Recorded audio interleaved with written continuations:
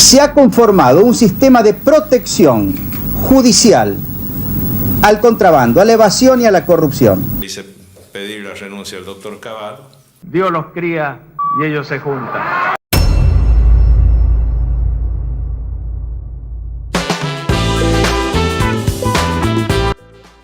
Enero de 1997.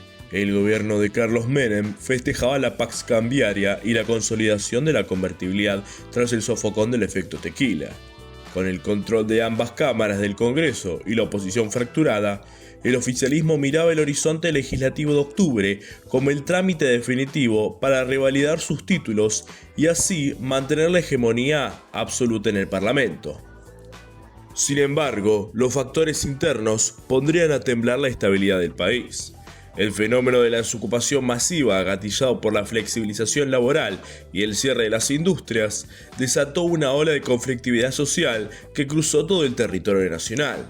Para la Argentina del 1 a 1, las rutas cortadas en el interior y las protestas docentes en la capital llegaban en el momento de mayor desgaste político del gobierno. De la noche a la mañana, el asesinato del fotógrafo José Luis Cabezas y las denuncias de corrupción expusieron las cloacas del poder, poniendo a prueba la paciencia de la clase media asfixiada. El desempleo récord del 18% ya no era una estadística, sino una realidad palpable en el conurbano bonaerense. Por primera vez en la década, el modelo menemista mostraba grietas estructurales imposibles de maquillar justo antes de la cita con las urnas.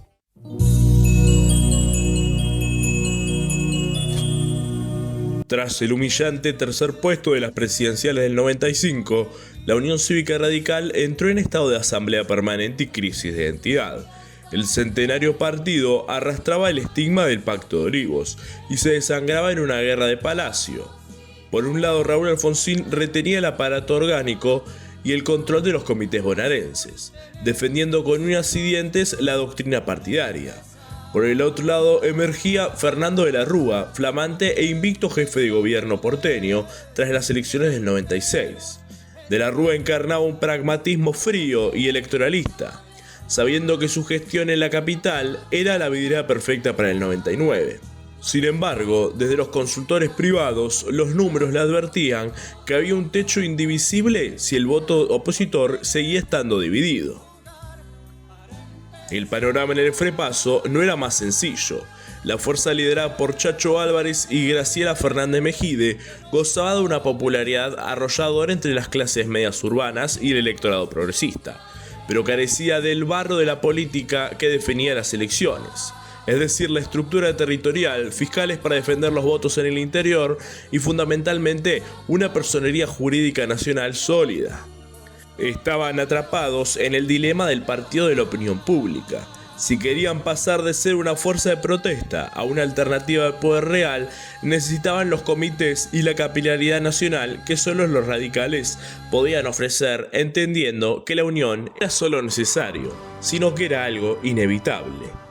Las negociaciones, lejos de ser un trámite fluido, fueron un calvario de desconfianzas mutuas que se extendió durante meses en el más absoluto secreto.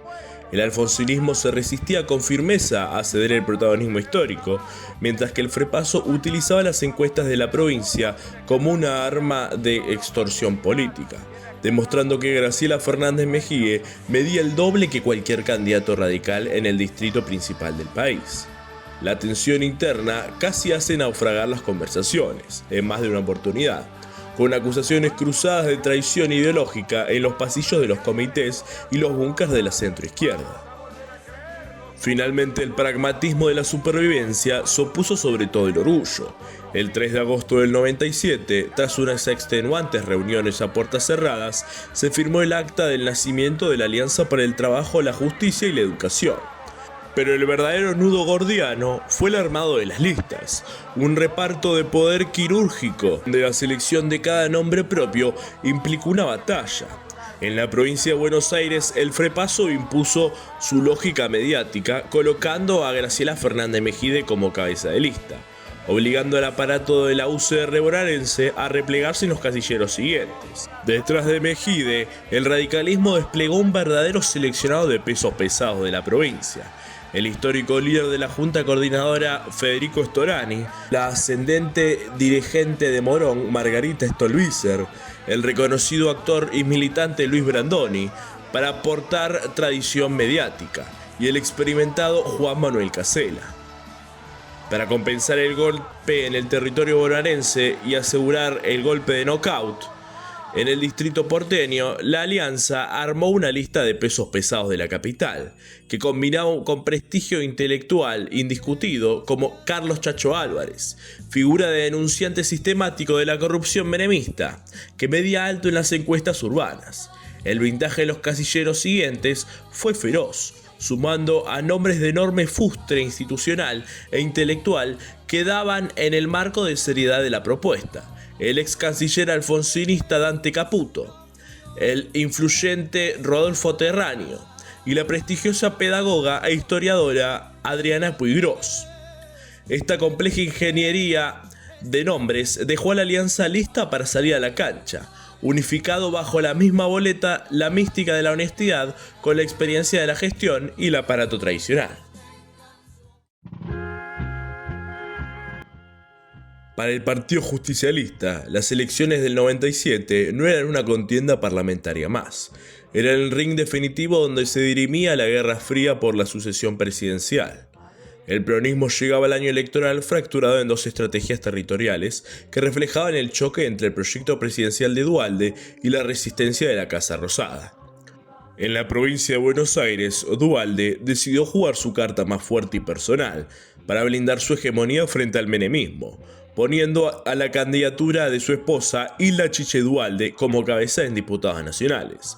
La postulación de Chiche no era un mero capricho conyugal, sino la institucionalización del Plan de Manzaneras, una red de asistencia social capilar que controlaba el conurbano profundo.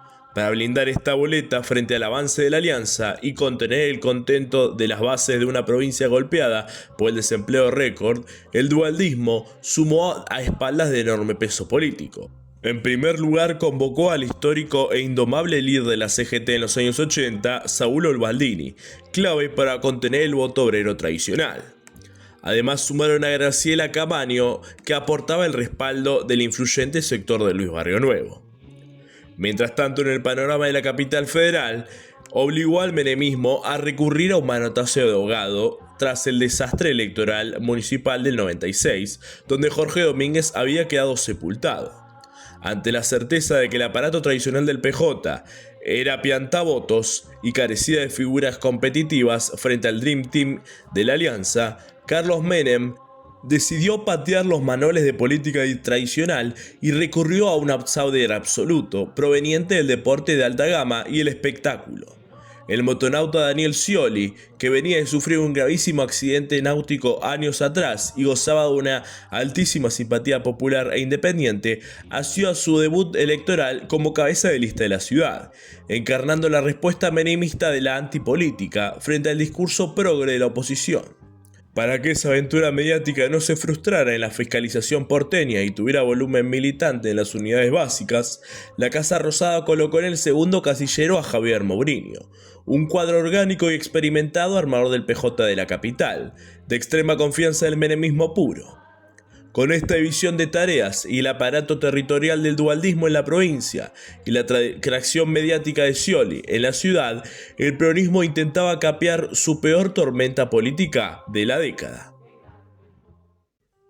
El ya complejo escenario de la capital federal sumaría un elemento de altísima tensión con la irrupción de una tercera fuerza dispuesta a astillar el voto de la clase media independiente y de la centro-derecha porteña.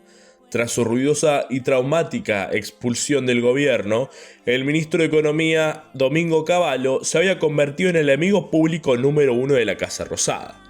Lejos de retirarse, el padre de la convertibilidad decidió fundar su propia estructura, Acción por la República, con el objetivo de retener su capital político de cara a futuro.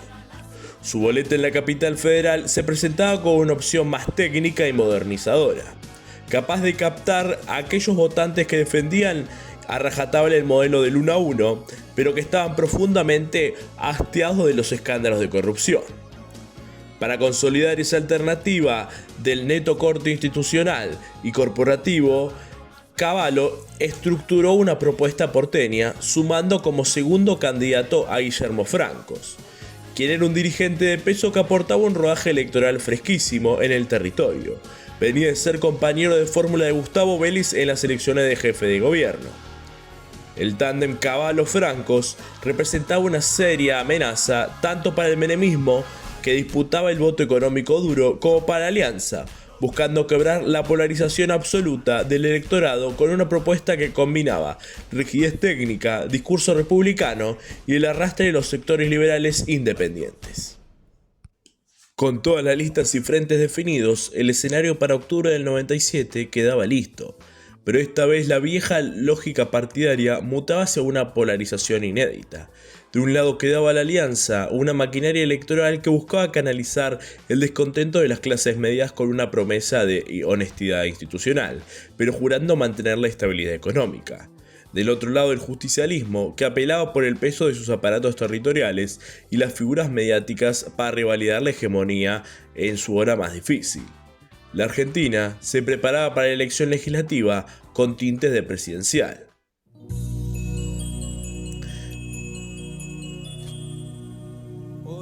La campaña electoral de la Alianza se estructuró bajo una estrategia publicitaria agresiva y monocorde: convertir la elección legislativa en un plebiscito ético sobre la figura de Carlos Menem y los escándalos de su segundo mandato. Con los principales centros urbanos conmocionados por el asesinato del fotógrafo José Luis Cabezas y las constantes denuncias de corrupción en las privatizaciones, la coalición opositora entendió que no necesitaba desgastarse discutiendo tecnicismos económicos. Su gran activo era presentarse como la contracara moral del oficialismo. Las espadas mediáticas del frente, con un punzante Chacho Álvarez en la capital y una telegénica Graciela Fernández Mejide en la provincia, concentraban todo su fuego en apuntar a los sótanos del poder, las mafias enquistadas y el alarmante 18% de desempleo que el relato oficial intentaba maquillar. Visualmente, la campaña de la Alianza rompió los moldes de la liturgia política tradicional en la Argentina, alejándose de los bombos y las movilizaciones masivas para apostar a una estrategia hipermoderna, limpia y de neto corte cinematográfico, diseñada exclusivamente para la televisión. Los spots mostraban a los candidatos caminando por los barrios, conversando de forma pausada con vecinos en plazas o rodeados de jóvenes, transmitiendo una idea de austeridad y decencia republicana que contrastaba fuertemente con la opulencia y los lujos de la función política menemista. En la provincia de Buenos Aires, Fernández Mejide explotaba su perfil de luchadora social y su aire de vecina común para acercar al dualdismo, mientras que en la capital la lista traccionaba con el prestigio intelectual de Dante Caputo y Rodolfo Terraño en los estudios de televisión. Esa sintonía fina entre el aparato territorial del radicalismo, que garantizaba las caminatas por pueblos, y el magnetismo ético del frepaso en los medios, le permitía a la Alianza consolidar un mensaje de indignación ciudadana que arrinconó al gobierno desde el primer día de la campaña. Una mano junto a otra, firmes como una roca, van unidas en alianza, por la fe y la esperanza de un país que va a cambiar. Muchas manos que trabajan, se entrelazan y protegen, son las manos que educan, en alianza con la gente, dan justicia y te proponen un futuro diferente, un futuro diferente. Frente al avance de la Alianza, el justicialismo desplegó una estrategia bifurcada que reflejaba las dos realidades de sus candidatos y la sorda disputa del poder entre la Casa Rosada y la gobernación bonaerense. En la provincia de Buenos Aires, ignoró la estética moderna de la oposición y apostó a los manuales clásicos de la liturgia peronista: camiones, bombos, banderas y un despliegue territorial masivo. La campaña de Chiche Duhalde se corporizó en el conurbano profundo a través de una inmensa red de las manzaneras, militantes barriales que canalizaban la ayuda social del Estado directamente en los hogares más golpeados. Secundada por el misticismo sindical de Saulo Baldini y el fuerte anclaje orgánico de Graciela Camaño, Chiche Duhalde centró su discurso en la justicia social y en la defensa del modelo productivo bonaerense. presentándose como el único escudo de los sectores populares frente a un discurso de la alianza que según ellos describían como porteño, abstracto y mediático. Mientras tanto, en la capital, la campaña del oficialismo adoptó un tono radicalmente opuesto para maquillar el desgaste de la gestión de Menem.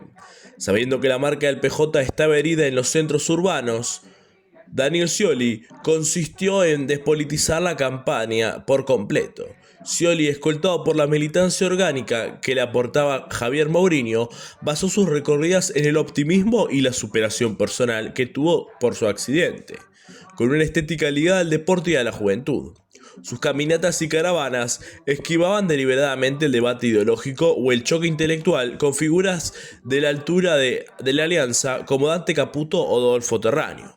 En su lugar, el discurso se enfocaba en la cercanía, la gestión directa y una apelación al voto independiente de la clase media porteña que buscaba escapar de la crispación política.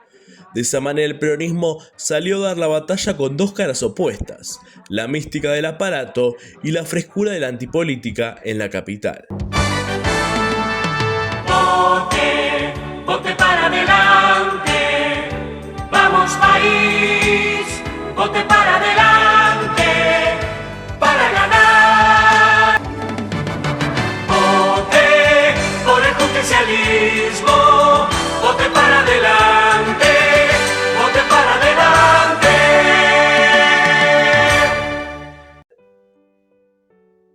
El domingo 26 de octubre de 1997 amaneció con unas expectativas que desbordaban lo puramente legislativo. Los argentinos no solo iban a las urnas para renovar la mitad de las cámaras de diputados, sino para testear el verdadero humor social frente a un modelo que empezaba a crujir. El clima en las escuelas de los grandes centros urbanos y del conurbano bonaerense era de una densa tranquilidad. La sociedad civil, movilizada por los reclamos de justicia y hastiada por los escándalos políticos, se preparaba para emitir un voto que muchos preveían como un castigo histórico al menemismo. A medida que cerraban las mesas y empezaban a filtrarse los primeros datos de boca de urna, los búnkers se transformaban en un hervidero. En el búnker de la Alianza, el optimismo era desbordante, mientras que en los comandos de campaña del justicialismo, las caras largas confirmaban el peor de los temores de la Casa Rosada y la gobernación bonaerense. Los números terminaron siendo contundentes. La estrategia de la indignación moral y la pulcritud republicana habían triunfado sobre el formidable despliegue de los aparatos oficiales. En la provincia de Buenos Aires se consumaba el gran terremoto de la jornada. La alianza lograba un batacazo histórico alcanzando casi el 48% de los votos con Graciela Fernández Mejía a la cabeza, dejando en el segundo lugar al peronismo con Chiche Duhalde con 41% de los votos. En la capital federal, la distancia fue un verdadero piso de marcha. La boleta liderada por Carlos Chacho Álvarez arrasó con un aplastante 57% de los sufragios, asegurando el ingreso de Dante Caputo, Terráneo y Puiggrós. El peronismo porteño, sostenido por la campaña despolitizada de Scioli junto a Javier Mourinho, quedaba relegado en un segundo puesto con 18% de los votos. Por su parte, la tercera vía de Acción por la República lograba romper la polarización absoluta del distrito. La lista de Domingo Cavallo y Guillermo Francos alcanzaba un estratégico 10%, un piso que, aunque modesto, frente al aluvión de la alianza, alcanzaba para que el exministro de Economía y su segundo para colarse en la Cámara de Diputados y garantizarse una tribuna institucional para lo que venía a futuro. Ante la aplastante derrota, lejos de replegarse, Carlos Menem leyó el histórico tropiezo de Chiche Duhalde en la provincia como una oportunidad de oro.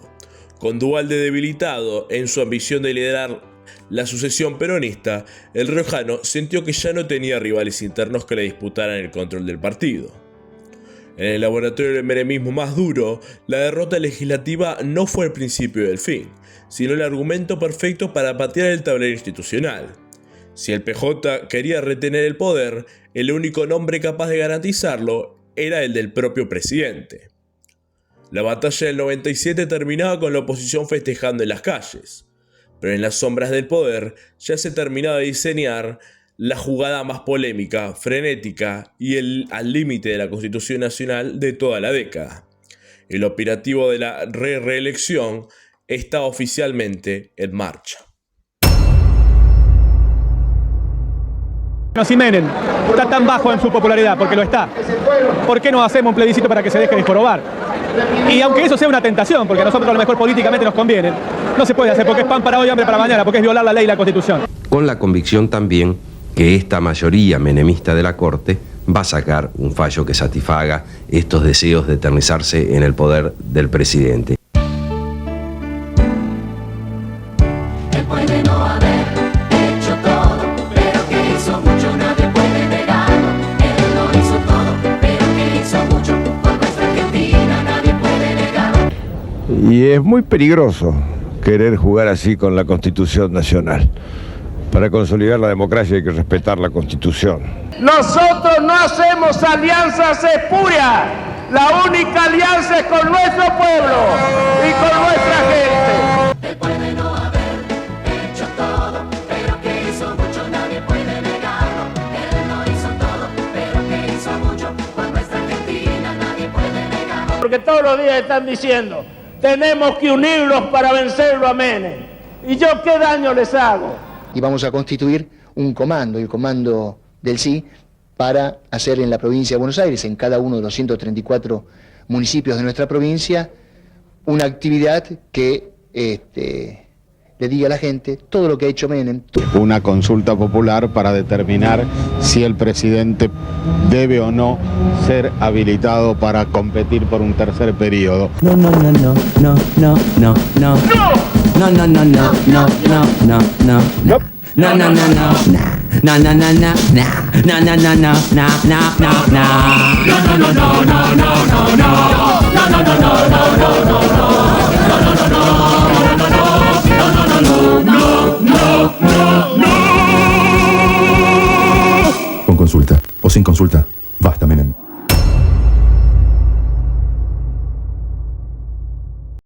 Se va a licitar un sistema de vuelos espaciales, mediante el cual desde una plataforma que quizás se instale en la provincia de Córdoba, esas naves espaciales van a salir de la atmósfera, se van a remontar a la estratosfera y desde ahí elegir el lugar a donde quieran ir. De tal forma que en 1 hora y media podemos estar desde Argentina, en Japón, en Corea o en cualquier parte del mundo.